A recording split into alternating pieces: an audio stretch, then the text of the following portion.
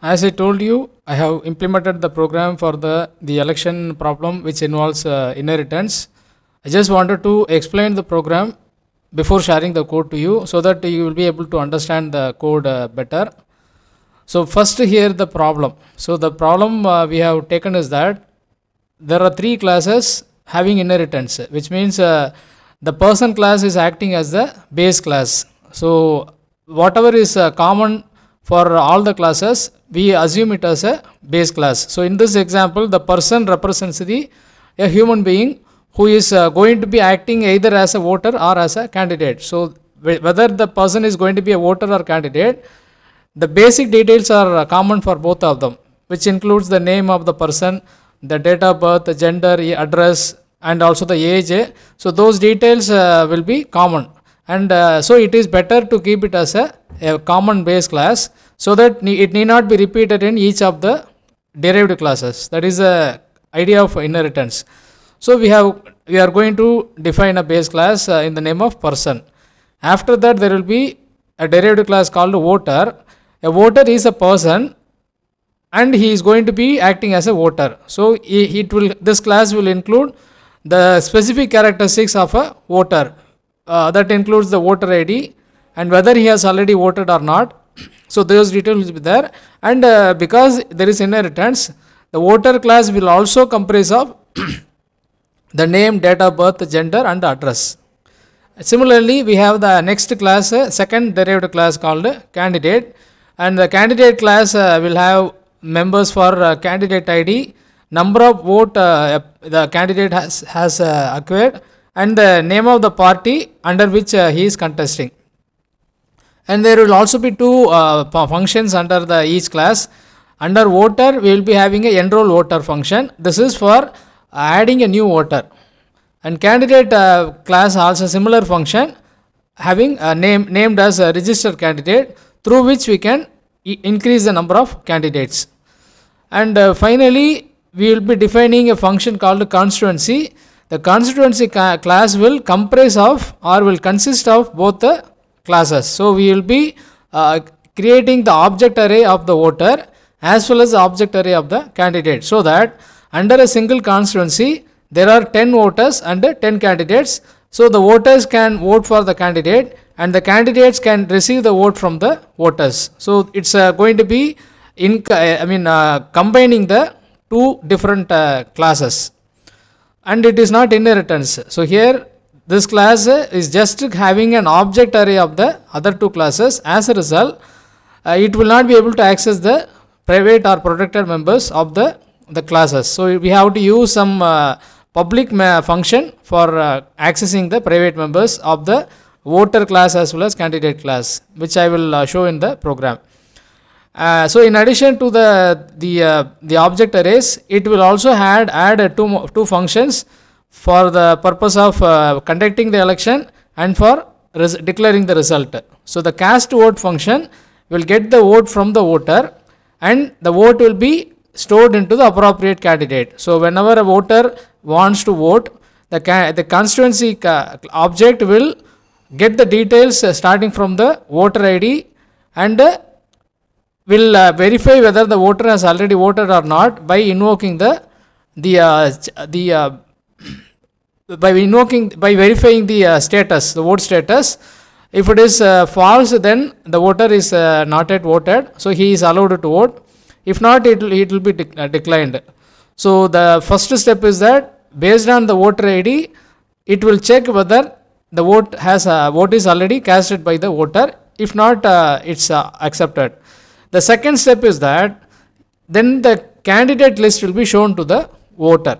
So immediately, once the voter is eligible to vote, it will show all the list of candidates under his constituency, and the voter has to make a choice. So after going through the list, he can choose any candidate, and the candidate ID will be given as input by the voter. So in order to register his vote for a particular candidate, he has to note down the candidate ID and has to enter that. Immediately, the vote will be incremented for that particular candidate. So the vote count of that candidate will be added by 1. and this will continue. So every voter can vote once. If he tries to vote more than once, then it will be declined based on the vote status function. So this is the idea. And after the election is completed, we can invoke the declare result function. When this function is called, it will just look into the vote count of all the candidates and will pick the voter with the highest vote and will declare him or her as the winner. So this is the overview of the program. And if you can if you can visualize the object array, it will be like this. So the first object array is for voter. It will have voter ID, gender, vote status and address. And this index is part of the array. So any array that we declare will have an index starting from 0 up to 4. And whenever we want to go into a particular voter, we need to know the index. For example, voter 103 wants to vote. In that case, we need to check whether he has already voted or not. So we need to know the index for that. So in order to access a particular voter's record, we should first find out the index.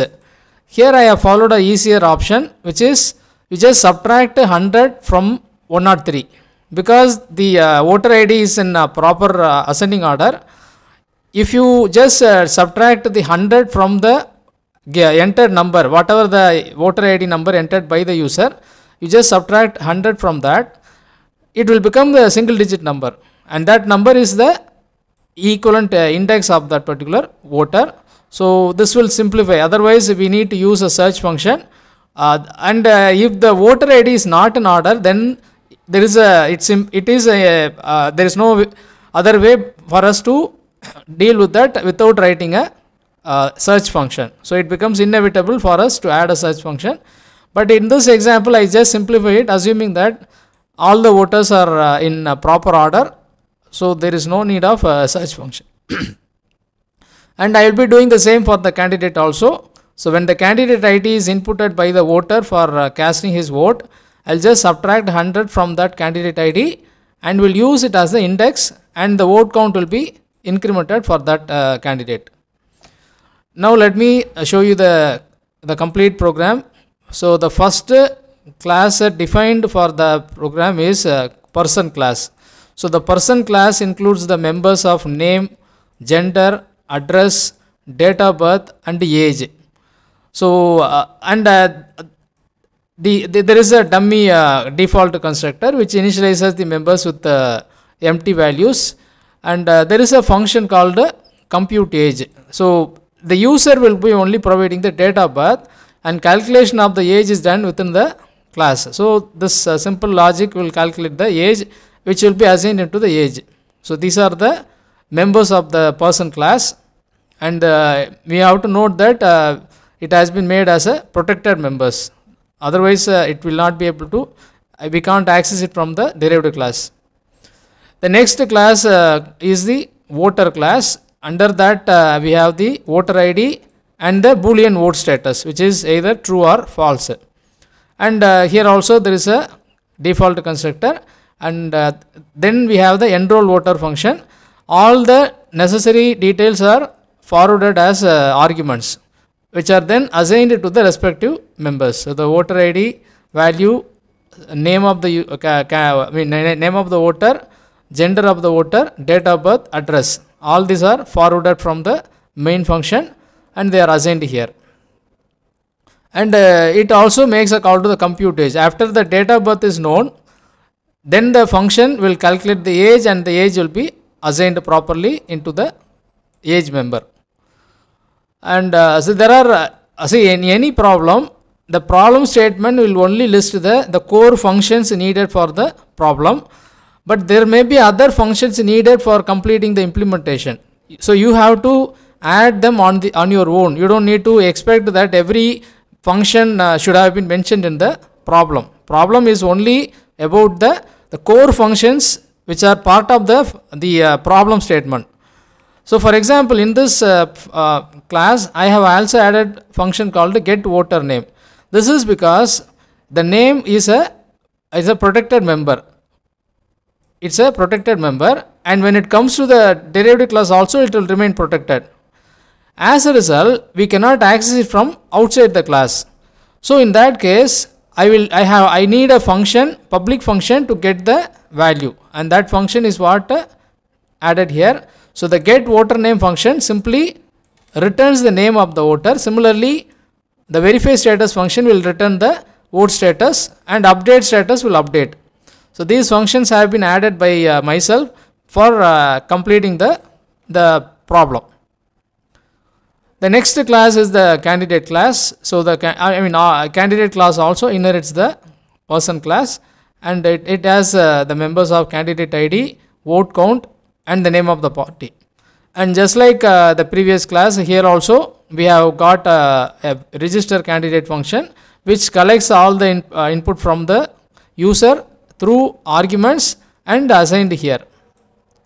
And so here also I have added public functions in order to facilitate the accessing of the protected members. And this function is for displaying. So when we want to show the list of candidates to the voters, we need a function for that, and this function will do that. So these are the three classes. Okay, I have shown three important classes: the base class called person, and the first derivative class called voter, and the third derivative class called candidate. And now we are going into the constituency class. So here we are creating the object array of the voter and the object array of the candidate. And after that, this variable may be used to store the name of the constituency. But I haven't used it properly, but it can be assigned some value like Thanjavur Trichy, so that we also can, while declaring the result, we can also say that the result under a particular constituency is a winner, is like that we can say. So the first function under this class is called the cast vote function. Just carefully see how it is done. First I am collecting the necessary details. So I'm asking the user, what is your voter ID, and then see here there is a issue. The voter ID as per my implementation will be like this. So that is V followed by a number. But as I told you, to make it into an index, I need to subtract 100 from this. So I will be extracting only 100 from the voter ID, and then I will use it subsequently for finding the index. Here I am subtracting 100 from that, but I can't do it directly on an index, on a string. So with the V100 it doesn't work. So what I am doing is that I am trying to extract 100 out of V100 using this logic. So I am just using a string stream which is useful for this purpose. So the string stream is useful for converting a string into integer or an integer into string. I have used it for both purpose. So in this case I am trying to extract the number out of the string. So voter ID is a string, and I am using the substring function 1 to 3, that is leaving the first character. The 0th character is the alphabet V. I am avoiding that, and I am taking the first, starting from the first character, 3 letters. That means 100 or 101 or 102. So only the number part will be extracted, which is then assigned into S. After that, I am typecasting S into an integer. So voter ID number is an integer variable. So it happens in 2 steps. First I am extracting only that the numerical part of the string and keep it in a string stream. Then I am typecasting the string stream content into integer, and now I have a number in the variable, and then I can use it for the index calculation. So voters of voter ID number minus 100 is nothing but it's if the number is, if this value is 100, then it becomes 0. If it is 101, it becomes 1. So it will be a simple calculation of index. And I need to check whether the voter has already voted. So I invoke the verify status. So for that particular index, I am checking whether the voting has already carried out. And if the result is no, that means if the return value is true, that means the voter has already voted. So I will be just displaying a message that the message will be displayed with the name of the voter. It's here only I am using that function. The get voter name function will make the error message meaningful. Rather than simply saying you have voted, it will now say that the particular name has been already voted. You have already voted. So that is the purpose of this function. Else, that means the person is yet to vote. So it will come to the else part. And now I am showing the list of candidates. So this is going to happen through a while for loop. So first I am displaying the ID, that is a sequential number, and then I am invoking the display candidate function. So the display function, candidate function, for the index of I will display each candidate. So 0th candidate followed by the first candidate, like that. Before that, I have also used a variable called candidate count, which is a static variable declared inside the candidate class. And we know the characteristic of a static variable inside a class. It will remain a single copy for all the objects. So whenever you declare a static object variable inside a class, the entire class will have only one copy, irrespective of the number of objects that you create. And it's very useful when you want to keep track of number of objects. So that's what I am using here. Indeed it is redeclared here. Every time I add a new candidate, I increment that value. So I will show in the main function. So whenever a new candidate is added, this will be incremented, and with the help of it, I can display the list of candidates. So this loop will run for the candidate count numbers, and all the candidates will be declared. Okay, here. So under the cast word function, we are making use of that for displaying all the candidates, and after that the user is asked to, there is a voter is asked to make a choice. So the choice is then stored into the variable, and then again we are converting the choice into an index by subtracting it from 100. So we will find the index. Then the add word function is invoked. So for that particular index. So the add word function will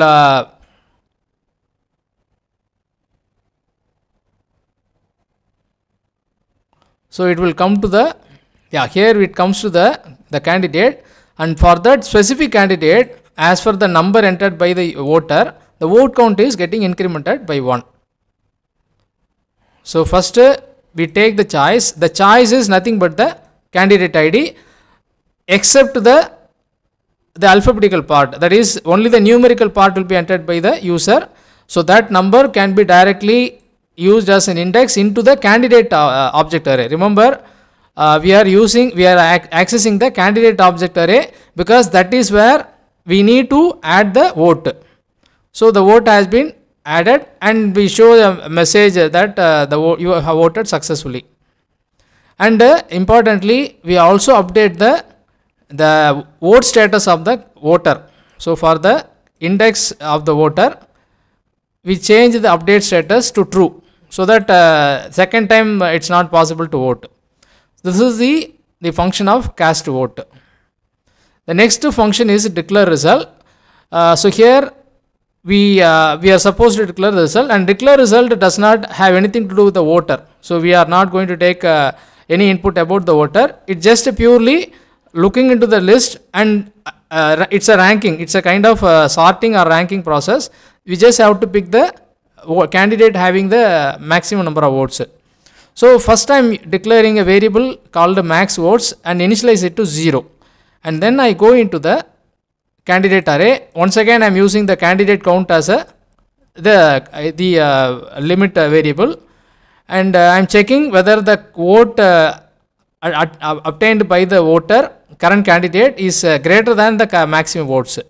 Maximum votes is 0. So even if the voter has got a single vote, it will be greater. So the winner will be updated with the name of the current candidate, and the max vote is updated with the current vote count. In the next iteration, I will be the program will check whether the second voter's vote is greater than the current max.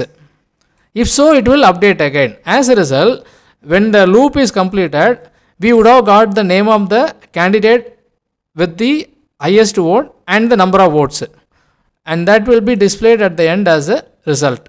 So the winner is simply declared as the name of the candidate, which is winner, and the number of votes, which is max votes. So the declaration of the result is done. This function is an auxiliary function.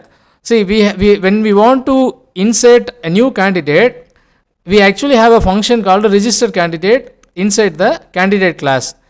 But this function cannot be accessed from the main function. So because this is the constituency class is not a inheritance, it's not inheriting the other two classes, we can't directly call the register candidate function from the main function through the object of the constituency. So we need a secondary function. So the add candidate function is defined inside the constituency class, which gets called from the main function. From the main function, we call this function by passing all the values. And from the definition of the function, we are calling the register candidate function with the help of the candidate object array. And similarly, we do the same for the add voter. So the add voter function is the one that is called directly from the main function, and subsequently we call the enroll voter function with the specific index of the voter under the object array. Now moving on to the main function. So here there is a menu, it's a menu driven program. So the menu comprises of add candidate, add voter, and vote, announce result, and exit. So the user will give a choice, and based on the choice a case will be executed. So the first case is for add candidate. So I am collecting all the details of the candidate: name, gender, party, address, and the date of birth. And so after that, once again I need the integer part of the candidate ID. So I am extracting that integer here, and then I am combining it with the here what I do is that the candidate ID is actually an integer. It's an integer and it is auto generated. So first it is 100, and every time I add a new candidate, it will be incremented by 1. So when I want to pass as a value to the object, I need to attach A as the first alphabet. That is because the format of my candidate ID is like this: A100, A101, like that. So as a result, 100 has to be preceded by alphabet A. So first step is I am converting 100 into string, and after that I am appending A as a first character. So this will ensure that it becomes a string and A is added to the beginning. And next, name, gender, everything is being passed, and this number is what the index which is needed in the constituency class. So whatever the ID, candidate ID generated right now, for example, we are adding the first candidate, which means the candidate ID is 100, and that means the index is supposed to be 0. That's what we are doing here. So candidate ID minus 100 is being passed, so 0 is passed. Next time when you add a second candidate, this number would have become 101 because we are incrementing here, and this will become 1. And when it comes to this add candidate function, we are using that number as the argument. So the last argument is the index. So it is 0 or 1 or something as per the argument. So we would have completed the adding of the new candidate, and the number of candidate ID is incremented by 1. Same way we are dealing with the voter also. We collect all the details from the voter, and we convert the voter ID, which is a number, into a string, and then we are adding V as at the beginning, and we are passing everything, and here also the index is calculated in the same way. And so now because the voter is supposed to enter the voter ID while voting, we are revealing the voter ID to the voter. So after the registration, we tell the voter, this is your voter ID, note it down so that you can use it at the time of voting. And same way we are also incrementing the voter ID. And when it comes to cast voter, we call it using the object directly. So this will call the cast vote, and which will subsequently do all the process which we have seen under the cast vote function. So it will show the list of candidates. It will first verify whether the candidate has already voted. If not, it will allow the voter to vote for a particular candidate. And the last part will be for the declaration of result, which will calculate the number of votes and declare the winner. Now let me show you the execution of the program. So the menu is shown immediately. First we need to add the candidates.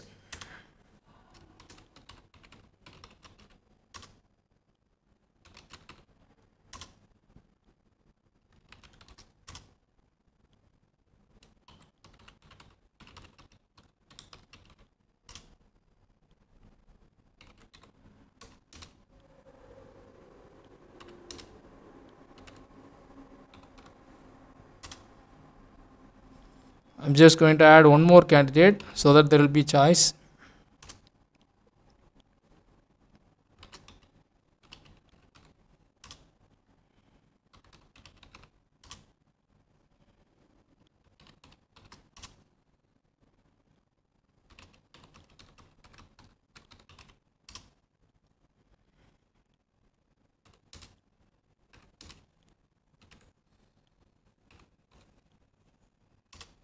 So we have added 2 candidates successfully. Now let us try to add a voter.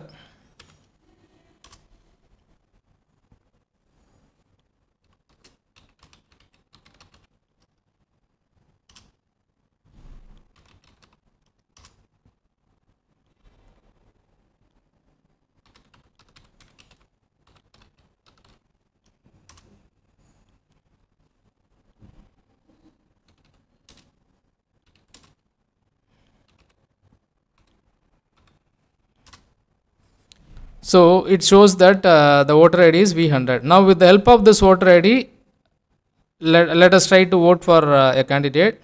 So I am choosing the option 3, vote, and it is asking to enter the voter ID. So because the voter ID is valid and he has not voted already, it shows all the list of candidates. So we have 2 choices. We can choose any one by entering the candidate ID. So the first candidate ID is A100, second is 101. So we need to enter only the numerical part. So I am entering 101, and the vote has been registered successfully. Let us see if I try to vote again, what happens.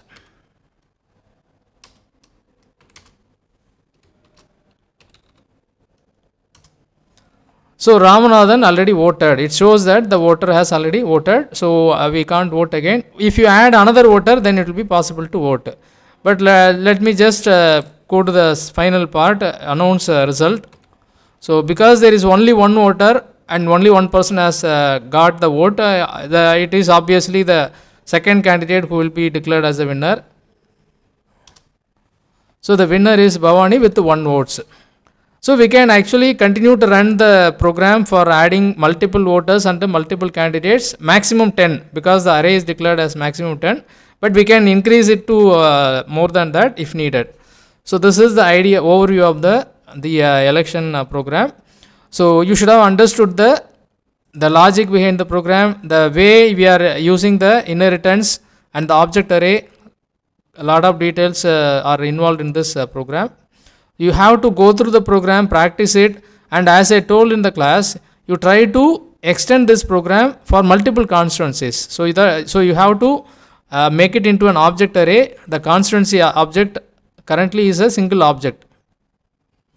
I just have declared one single object, but you can make it into an object array, and you have to accordingly modify the menu also. So once you have object array for the constituency, you can also add different constituencies by providing a menu option, and the voting can happen under any specific constituency. So all this needs to be taken care for extending the program. You can try if you want.